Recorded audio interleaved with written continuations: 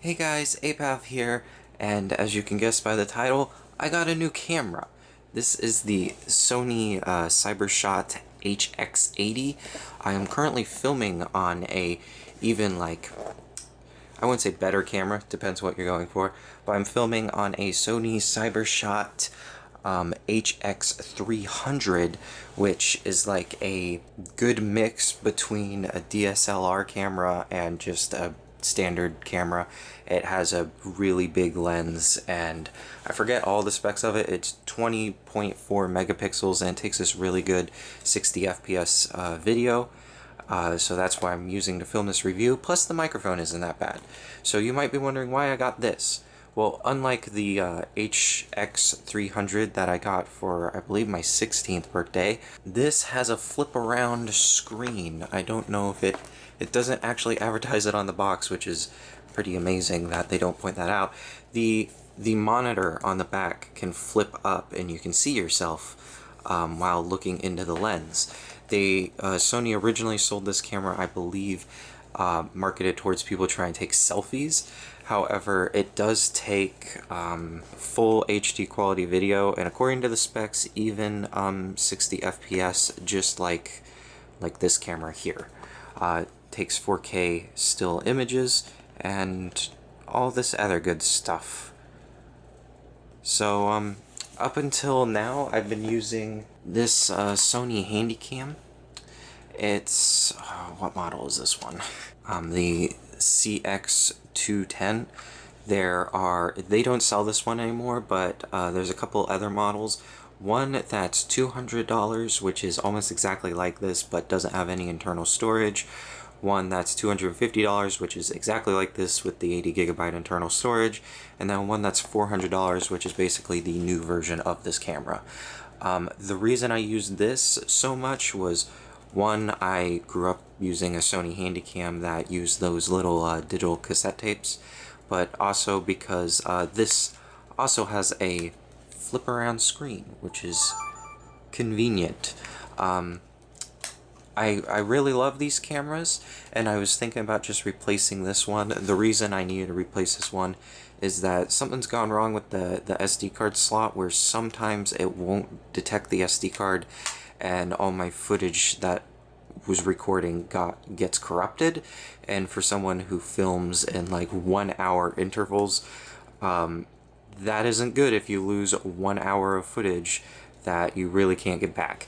I was looking around for a replacement, and I'm still going to use this because the internal storage still works fine and stuff. I was like, I really want a new camera, and also the audio quality has never been very good on this, so I'm interested to see what the audio quality is like on this. The reason I got this was I got for $300 from a Sony official retailer. It was discounted because the box had already been opened, but they warranty it, so it should be pretty much like new, just it's been opened. And the video quality, I believe, was better than the new model of Handycam that I was looking at. There are some really nice Handycams, but the cheapest one that I really wanted was like $800, and this was $300, so you know.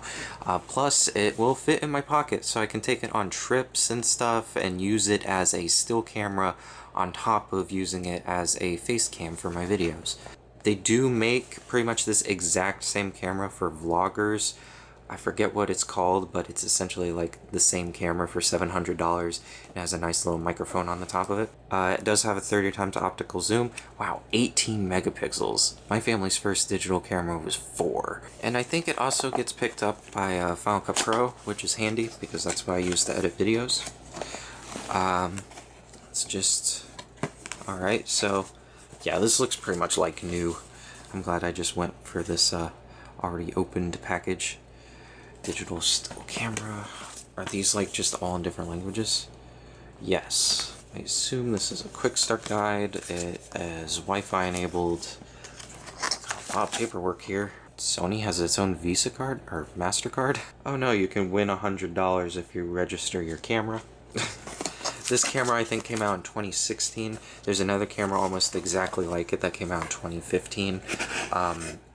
just like with a few less features. I think it ended in 300, but I don't remember completely what the model number was. Sorry, I keep having to adjust the camera.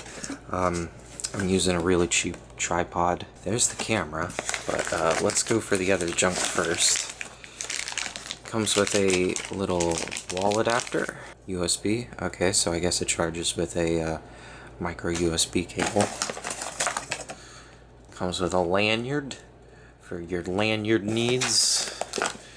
And here is what I'm going to assume is micro USB. It is. Oh, we got more. We got the silicon gel, I think. Absorbent packet. And looks to be about it besides the camera. So let's go for the camera. Ooh, it's a nice weight, and it's not super thin, but you know, enough to fit in a pocket. So the battery was tucked to the side here. I'd like to apologize for any background noise. I have done everything I can to get my AC fan to turn off, and I just can't. Ignore that interference. We have this lithium battery. I wonder if there's one in the camera. Let's see here.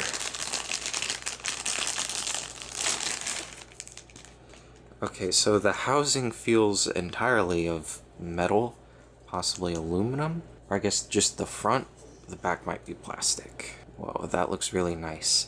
Another reason why I liked this one is I'm not sure how to activate it, but it looked like you had a like a little lens that pops up here that you could look through to take photos instead of just using the screen. And that was one of the handy cams I was looking at. I always prefer handy cams that don't just rely on the screen as a monitor. I like having the eye relief monitor. I don't know what those are called, but there's your record button. It has the dial, the same as my DSC-HX80 that I'm using.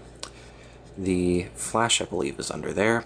This does not take a, or you're not able to attach an external microphone to this, as far as I know. Oh, well, okay, let's switch to the reason I got the camera. There we go. That'll work perfectly. Plus, it will no longer look like I'm looking off to the side, because I'm looking directly kind of at the lens. The only thing that I don't like is how they have Sony printed there, because it's upside down when you're viewing it, which is, I don't know, can drive your OCD crazy. Okay, that's scary. So there's this little thing here, which makes the flash go up, which is cool and all, but it feels like I'm gonna break it when I push it back down. Like, you're just like moving this tiny little thing back in there. I don't want to damage this nice camera. It feels really nice. So this is all like aluminum, and then plastic on the back, I guess. Everything has like a different texture to it. Automatic lens cover. Oh, here's the switch. Is this for the... Yep, there it is. So isn't that so cool? You get the... I guess they're calling it a finder. I thought this was micro USB. That doesn't look like a micro USB slot. I don't know, it looks a bit wider. Let's see, does this fit? No, I do not believe it does. Okay, there's a multi-cover here, and that's where the micro USB is. Alright, so that's the outside of the camera. I say we turn this thing on. Let's just make sure there's actually a battery in here. There's not. The last time I did a unboxing and it went semi-viral, everyone complained about my fingernails. And of course, I forgot to trim my fingernails before making this video. So I apologize if that has been driving any of you people absolutely insane. I don't know why it's very triggering for some people, but now that I've made you aware of it, I hope I don't drive you insane. So I'm gonna put this onto video mode and turn it on. Okay, we gotta set this up. We got, whoa, okay, I know on the viewfinder it doesn't look too good, but this screen is really nice and clear. Man, this is probably the clearest monitor I have ever seen on a camera. Gotta go to the year of the apocalypse. I like the buttons. I don't think this is a touchscreen. No. I like being able to completely maneuver the menus. There's up, down, left, or up, down, left, and right, and also it spins, and you have the middle button. All right. There's the whoa. That extends out really far. Got a nice zoom. You can really pick up the fuzz on the couch here, which is weird because I can't even see the fuzz that well with my eyes. It defaults to 60i. Let's see, can I? Okay, here's 60p. So if we wanted to shoot, I guess in 60 frames per second, and I think we can even do 60 frames per second on MP4. Hang on. Yes, we can. So we can do 1080 at 60 frames per second, and it goes straight to MP4, which is something I really liked about this, so I don't have to do any like file conversion, really. Not sure if I'm going to shoot my face cam in 60 frames per second, though. Alright, so let's get out of the menu, and most of the time I'm going to be using this as a face cam, so let's test that out real quick. I am just wearing a white t-shirt, so I'm definitely not prepared for you guys to be looking at my face, but here's the camera and me. I'm hiding behind the camera. Hello. How does that work? That works really well, actually. If you've never used a CyberShot, you use this little dial here to select your options. This is just auto camera mode. Let's just pop that up and see. Can you guys see anything through there? Let's see if I can. No. There's probably a button to switch between the finders. Oh wait, there's a little thing here that says pull. Do I have to pull this out? I'm scared. I am so scared. Okay. Now do you work? There we go. I had to pull it out just a little bit more. Ooh. Oh no. Oh my gosh, that's why it's not working. It, when you put your face away from it, it stops working. It detects that your face is close to the lens and then it switches it over. So let's see if I can trick this so you guys can look down the... There you go. So that's cool. There's a little sensor in there, and that's how it knows that you're looking through it. Well, that's nice. What I have noticed, though, is that my right eye is so, badly focused nowadays that, it's really blurry looking through the viewfinder there. But, with my left eye, it's super clear. So the image in this is really good. It's just, my right eye, I need glasses, so... it should work fine if I'm wearing glasses. So let's just see on the default settings. I'm gonna start recording on the other camera. Now I am holding it. How different is the video? Never mind, I cannot record without a memory card in here, so I will be right back.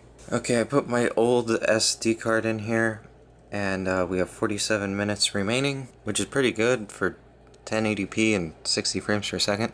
Alright, I am recording on both devices.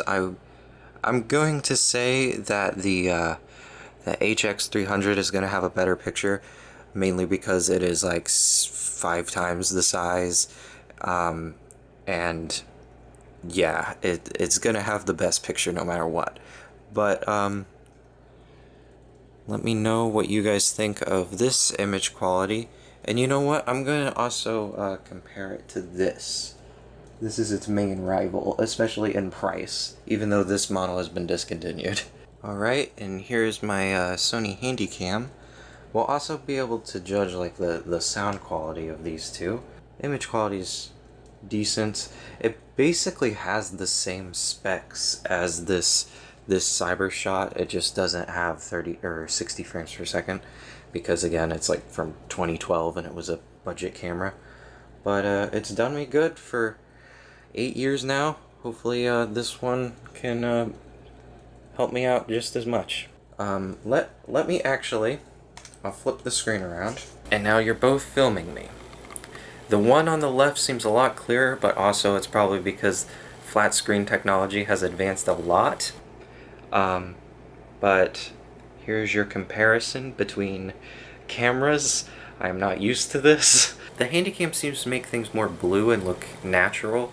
The CyberShot actually seems more realistic to what the room naturally looks like. The room I use, like the light bulbs up there, are actually more yellow. So I think the CyberShot is picking up more realistically what the room looks like, whereas the Handycam, it's kind of looking blue. Anyways, my arms are getting tired, so I'll see you guys next time.